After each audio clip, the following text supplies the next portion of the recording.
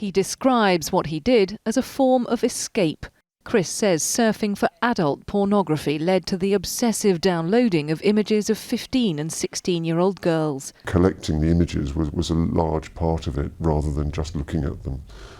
Coupled maybe with a bit of nostalgia for my teenage past. Adult pornography sites seem to go out of their way to entice you to look for younger images.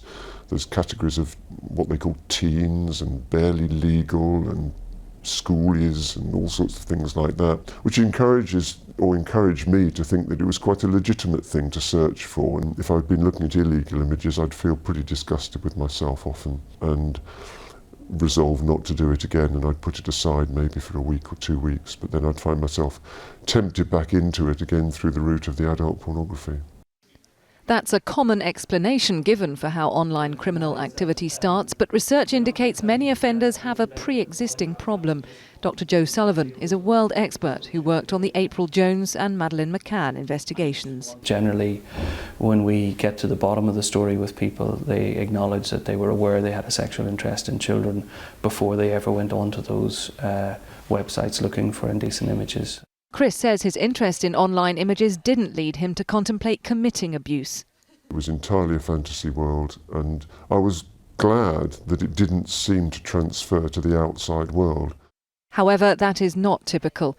Researchers found it's likely an online offender has also committed physical offences against children or will go on to do so. Approximately 85% of the men who had been arrested for a crime solely involving indecent images had in fact had a contact offense with a child. There's no question that the online material reinforces deviant fantasies and strengthens the desire to act out if given the access and opportunity.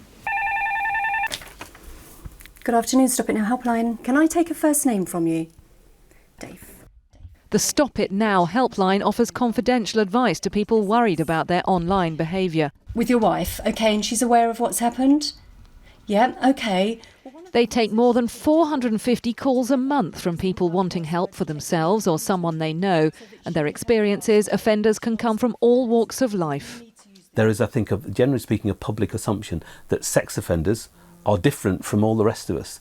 The reality is, in my experience, most sex offenders are not remarkably different from all of us. So it could be someone living in my household, it could be my husband, my father, my brother, my son. It's devastated my whole family. It's branded me for life, and I live in terror of people finding out.